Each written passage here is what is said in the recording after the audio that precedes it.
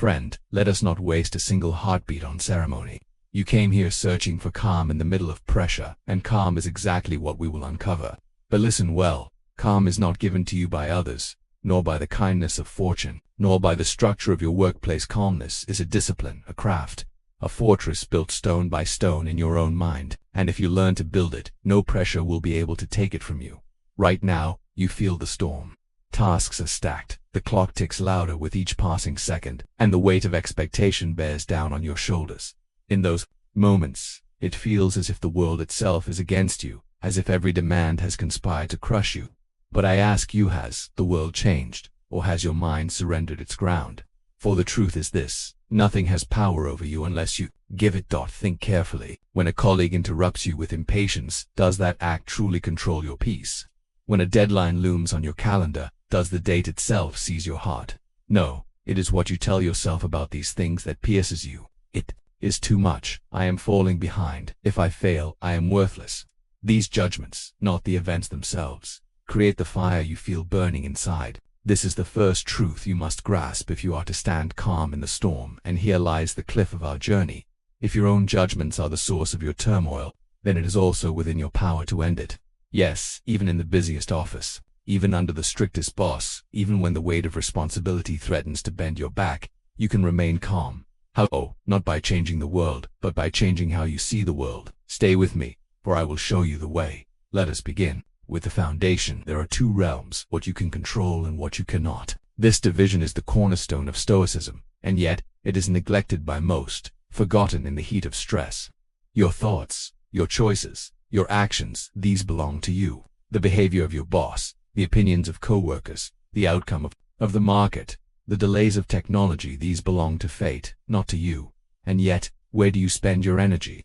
You waste it grasping at what you cannot hold, and then you wonder why you feel exhausted. Picture this: a worker in a ship during a storm. Waves crash, winds howl, the sea is merciless. If he spends his strength cursing the sea, does the sea calm? No. If he panics at the wind, does the wind soften? No. But if he turns to his own duties, tying the ropes, steering the rudder, steadying his hand, he becomes master of his role, and the ship may yet survive. So too at work. The storm is not yours to calm, but your hand on the rope, your mind on the task, this is yours. Now, let me give you a practice. The next time you feel overwhelmed, stop, take out a piece of paper, or if you cannot imagine one, draw two columns. On the left, write what is in your control. On the right, write what is not. Fill the page, be honest, and then, with courage, take everything in the right column and let it go. Say aloud, if you must, this is not mine. Release it. Then turn your full energy to the left column, to what belongs to you. This simple act is a shield, and you will feel the weight lift from your shoulders. But this is only the beginning. For I promised you not only a way to shield yourself, but also a way to turn pressure into power. Yes, you heard me correctly. Pressure is not only a burden, it can become your training ground, your sharpening stone. And if you learn to use it well, you will emerge from each trial stronger, calmer, and more unshakable than before. That lesson we will unfold together. But first you must clear away the illusions that rob you of strength. Illusion 1. Work must be easy for me to be calm. No, work will never be easy. The marketplace will never rest. People will never cease to be impatient, ambitious, careless, or demanding. If you wait for ease before you find calm, you will wait until the end of your life. Instead, find calm within difficulty, like a flame that burns steadily even as winds roar. Illusion 2. If I please everyone, I will have peace. No. To seek the approval of all is to chain yourself to countless masters. One says, work faster. Another says, be more careful. One says, speak up. Another says, be quiet. If you live by their voices, you will be torn in all directions and never know peace. Instead, live by your principles. Decide what is right, what is honest, what is worthy, and then do that regardless of whether every voice praises or condemns. For a free man or woman is not one who pleases all, but one who obeys truth. Illusion 3. Pressure is my enemy. No, pressure is the teacher, pressure is the test. Without it, how would you know your own strength? Without the weight, how would you grow your inner muscle? The gym of the mind is not found in comfort but in challenge. So when pressure rises, do not curse it. Say instead, here is my chance to practice, and see how your spirit becomes sturdier, moment by moment. Now, let us turn to practice again. I want you to imagine tomorrow's workday. Not in a vague way, see it in detail. The emails, the meetings, the impatient face of someone who interrupts you, the clock ticking, the sudden problem that throws your schedule into chaos. See it all. Now, imagine your usual reaction: frustration, anxiety, racing thoughts. And then, pause the scene. Now imagine yourself steady, breathing slow, choosing your response carefully. Instead of snapping back, you listen. Instead of panicking, you organize. Instead of collapsing under pressure, you focus on what is yours to do. This is a rehearsal. And like an athlete, if you rehearse calm in your mind, you will live calm in reality. Remember, calm is not the absence of motion. It is composure in the midst of motion. Think of the archer drawing his bow in battle. Arrows fly, horses scream, dust rises, but his hand does not tremble. This is the calm you seek, and it is available to you if you practice. You may object, but I am only human. I lose my temper. I feel the anxiety. Yes, you are human, and so were Marcus Aurelius, Seneca, Epic. They too felt the sting of insult, the rush of fear, the heat of anger. But the difference is this: they did not worship those feelings. They did not let feelings rule them. They noticed, they paused, and they chose their action with reason. You can do the same. Do not call yourself weak for feeling. Call yourself strong when you rise above the feeling. And now, let us speak of the voice within you. You have two voices. One is the voice of panic, always shouting, "This is too much, I cannot handle this." The other is the voice of reason, quieter but steady, whispering, "Breathe, focus, do what is yours, release the rest." Which voice do you feed? Which voice do you obey? Your peace depends on your answer. From this moment, resolve to listen for the quiet voice. It is the voice of the Stoic within you, the voice of your better self. Let me tell you a story. There was once a Roman general whose army was outnumbered, supplies were low, and defeat, it seemed certain. His men panicked, each running about, some cursing, some weeping, some already surrendering in their hearts. But the general stood calm. He did not waste words cursing the enemy or fate. He gathered his men, gave them simple orders, and focused only on what they could do. The battle was not easy, and many hardships followed, but because he held steady, his men steadied too, and they survived where panic would have destroyed them. That general was no different from you. His strength was not born from being unafraid, but from refusing to let fear rule his choices. At work, you must be that general. Let others panic, let others complain, let others rage. You remain steady, and in your steadiness, you will find not only your own peace, but you will become a rock for others as well. Now, let us return to the promise I made earlier. I told you there is a way not only to shield yourself from pressure, but to use pressure as fuel. Here it is. Reframe every demand as training. When a boss criticizes you harshly, see it as training in patience. When deadlines pile up, see it as training in focus. When colleagues test your temper, see it as training in self-control. Life gives you no classroom clearer than this. Each stressful moment is a lesson. If you treat it as punishment, you will suffer endlessly. If you treat it as training, you will grow endlessly. Ask yourself, what virtue can I practice here? Is it patience? Is it courage? Is it humility? Is it endurance? Pressure reveals the answer, and when you practice the virtue in that moment, you leave the day stronger than you entered it. This is the hidden gift of pressure. It builds you, if you let it so. Tomorrow, when you walk into work, do not enter as a victim. Enter as a student, as a warrior, as a builder of inner strength. Let every trial train you, let every demand sharpen you, and you will see that calm is not something you chase, it is something you carry. This is enough for today, friend. We have built the foundation. You now know the line between what is yours and what is not. You now see that pressure is not an enemy, but a teacher. And you now hold in your hands the practice of releasing what is not yours, and the habit of reframing trials as training. Carry these with you. Practice them daily, and in time, you will not only survive work's pressure, you will thrive in it, calm, steady, and unshakable. Friend, we have already laid the foundation. You know now that calm does not come from the world, but from the ordering of your own mind. You know that pressure is not your enemy, but your training. Now we must go further. It is not enough to know the truth. You must live it, breathe it, and practice it, until it becomes as natural as your heartbeat. For in the noise of work, knowledge alone slips away unless it is strengthened by habit. Let us speak first of mornings. The way you begin your day shapes the way you carry it. If you wake and immediately dive into the flood of emails, into the chaos of demands, then you begin the day as a slave chained to the pull of others before you have even risen. But if you wake with purpose, if you claim even a few moments to remind yourself of who you are and what matters, then you begin the day as a free being. So tomorrow, before the world takes hold of you, sit in silence for a moment, breathe, say to yourself, I will meet many tasks today, some fair, some unfair. I will face people who are kind, and people who are sharp, but none of this is mine to control. What is mine is my reason, my patience, my choices. These I will guard as sacred. This is your morning armor. Do not step into the battle of the day without it. And when you enter your workplace, imagine yourself walking into a training ground. The noise is not noise. It's not noise, it is practice for focus. The interruptions are not interruptions, they are practice for patience. The pressure is not punishment, it is practice for discipline. This simple shift of perception turns the weight of the day into a tool for your growth. Now let us face a deeper challenge, the words of others. How often are you disturbed by the tone of a boss, the complaint of a coworker, the gossip of the office? You let their moods leak into your heart, and soon you are carrying burdens that do not belong to you. Why do you surrender so quickly? Do you not see that their words are only sounds, their moods only passing clouds? Your mind is the sky. Clouds come and go, but the sky remains. Be the sky, not the cloud. Imagine this. You walk into a room and someone snaps at you. The first impulse is to snap back, or to shrink in hurt. But pause. Say to yourself, their words are theirs. They cannot touch my reason unless I let them. Then answer with calm, or with silence, whichever serves best.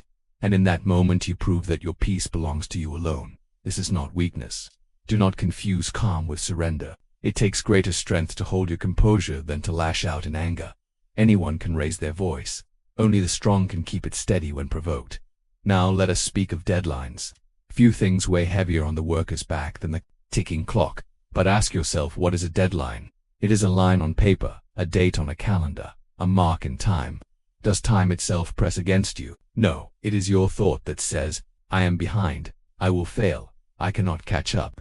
And this thought, not the calendar, makes your chest tighten. So what should you do? Break the mountain into stones. Do not stare at the whole of it, for that, it is overwhelming. Instead ask, what can I do in this moment? What is the next step? Then do it, with full attention, as if it were the only task in the world. Stone by stone, the mountain is moved, and in the end, you will see that what once seemed impossible was only the sum of many possible steps. Let me give you another practice. When you sit at your desk, before beginning, close your eyes and say, I will not try to finish the whole day at once. I will give myself fully to this next task, and then the next, and then the next.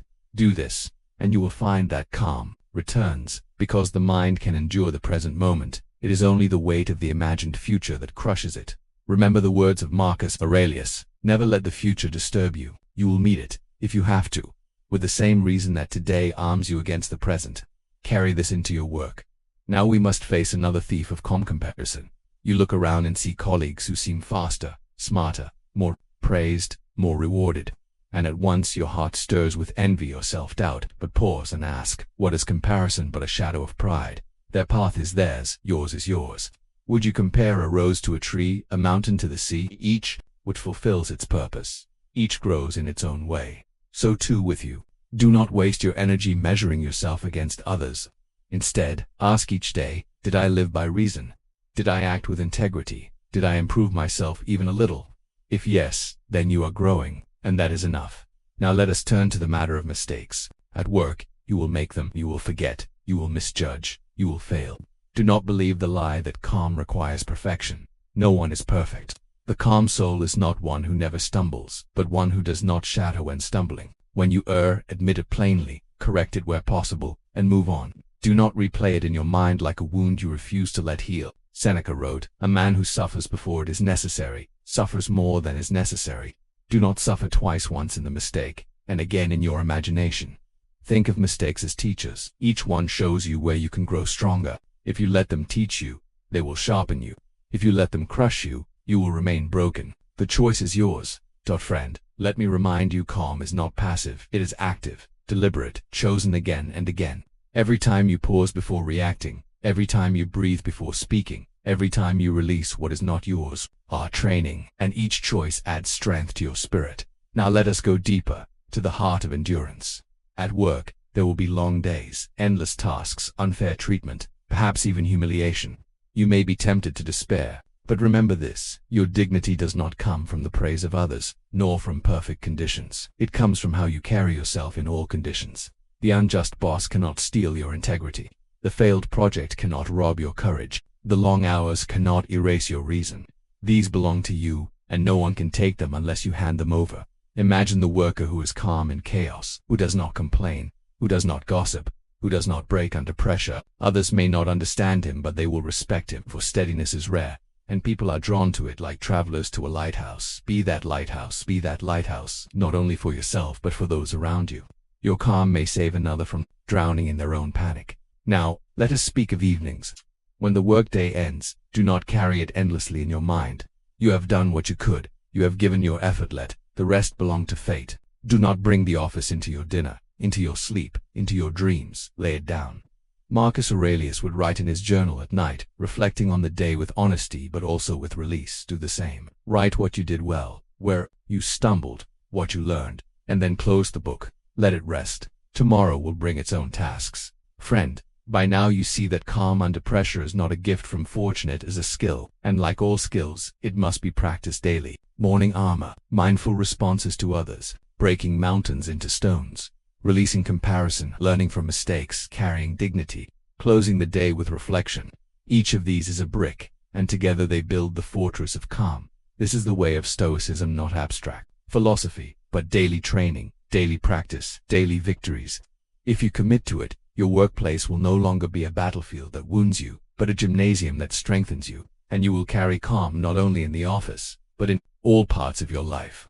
Friend, we have walked far together. You have learned to see pressure not as a curse, but as a teacher. You have practiced dividing what is yours from what is not. You have trained yourself to carry dignity, patience, and calm into each day. But now we must go further still. For calm is not only for survival, calm is for flourishing. It is the soil in which your best work, your best self, and your best life can grow. Let us begin with a truth you already sense. Work is not only about tasks, it is about meaning. You can complete 100 tasks in a day and still feel empty if you forget why you work.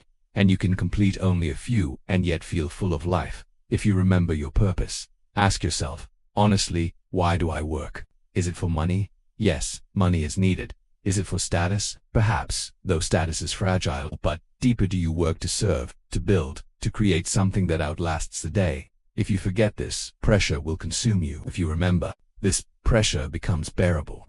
For a person who works only for pay sees every obstacle as a threat. But a person who works for purpose sees obstacles as part of the path. So each morning, remind yourself, I work not only for myself. I work for something greater, for those I love, for those I serve, for the growth of my character. This remembrance will anchor you. Now let us face the matter of conflict. At work there will be disagreements, misunderstandings, even you cannot avoid them, but you can master yourself within them. When someone wrongs you, your first impulse is anger, but anger is weakness. It gives your power to another. Pause, breathe, and ask, is this within my control? If yes, act with reason. If not, release it. Do not waste your life fighting battles that do not matter. Choose your battles wisely, and fight them with dignity, not with rage. And when you must speak hard truths, do so without poison. Say only what is necessary, without exaggeration, without cruelty. Firm but fair. This is the Stoic way: strength without arrogance, clarity without venom. Let me remind you, your calm at work is not only for you. Others watch you. They see how you carry yourself under stress. If you panic, they panic. If you rage, they rage. But if you remain steady, they will find courage in your steadiness. This is why calm is a service, not just a shield. Your composure may be the rope another clings to when they are drowning. Think of yourself as a fire in the hearth. The storm may rage outside, but inside, your flame burns steady, giving light and warmth. Be that flame for those around you, not by preaching, not by boasting, but simply by being calm, consistent, and true. Now let us turn to the art of saying no. One reason you feel pressure is because you say yes to everything. You fear disappointing others, so you take on more than you can carry. But in trying to please all, you lose yourself. The Stoic path is not about pleasing everyone, it is about living by principle. So when a task is not yours, when a request crosses the line of your strength or your integrity, say no. Say it with respect, but say it firmly. For every no to what does not matter is a yes to what does not. When you do say yes, let it be a full yes. Do not drag your feet or complain. Give yourself fully to the work before you, as if it were the highest calling of the moment. This is how small tasks become noble. For what matters is not the task itself, but the spirit with which you do it. Now let us consider leadership. Perhaps you lead a team. Perhaps you do not hold a title, but you lead by example. Either way, leadership is not about control, it is about service. A true leader does not spread panic but steadiness. A true leader does not demand respect but earns it by integrity. A true leader does not burden others with fear but lifts them with courage. And you, in your calm, can be that leader no matter your position. Friend, by now you may feel the strength of these words, but you may also think, this is hard. I forget, I fail. Yes, you will fail. You will forget. You will stumble. But listen, stumbling is not falling. Falling is not the end. Each day, begin again. This is the discipline of Stoicism, not perfection, but persistence. Do not judge yourself harshly when you falter. Simply return to the path, and each time you return, you strengthen the habit of returning. Over time, you will falter less and stand taller. Now, let us go beyond the workplace itself, for your calm at work depends also on your life outside it. If you neglect your body, your mind weakens. If you neglect your rest, your spirit falters. If you neglect your relationships, your heart grows heavy. So eat with moderation. Move your body daily. Guard your sleep as sacred. And cherish those you love, for they are your true wealth. A life in balance is the soil in which calm grows strong. Friend, we have come to the end of this journey together. You began with pressure heavy on your shoulders, and now you see that pressure need not crush you.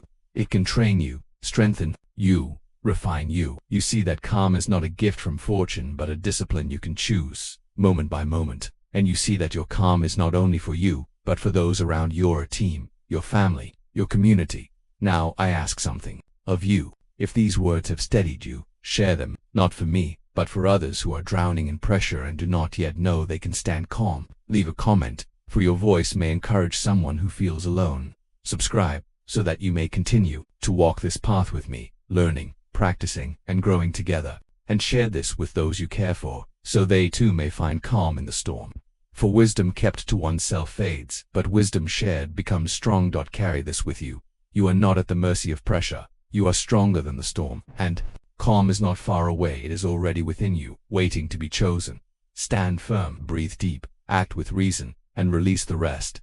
This is the Stoic way. This is your way now.